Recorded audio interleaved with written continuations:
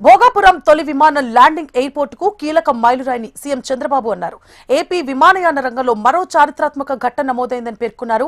Bhogapuram green field అంతర్జాతీయ విమానాశ్రయం validation update ను విజయవంతంగా పూర్తి చేసి శుభపరిణామం పేర్కొన్నారు.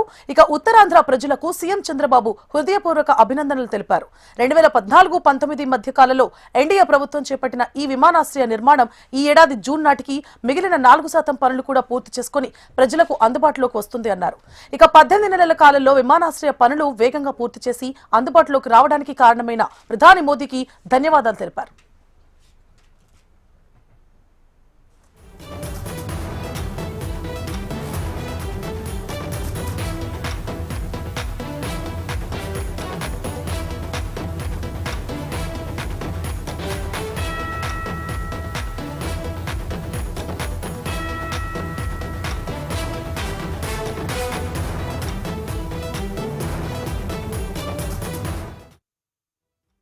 భోగాపురం తొలి విమానం ల్యాండింగ్ ఎయిర్పోర్ట్ కు కీలక మైలురాయిని సీఎం చంద్రబాబు అన్నారు.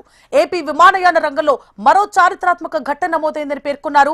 భోగాపురం గ్రీన్ ఫీల్డ్ అంతర్జాతీయ విమానాశ్రయం వాలిడేషన్ అప్డేట్ ను విజయవంతంగా పూర్తి చేసిన శుభపరిణామాన్ని వర్ణించారు.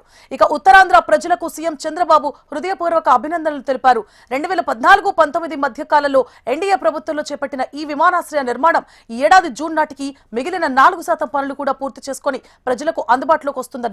18 నెలల కాలంలో విమానాశ్రయ పనులు వేగంగా పూర్తి చేసి అందుబాటులోకి రావడానికి కారణమైన ప్రధాని మోదీకి ధన్యవాదాలు తెలిపారు.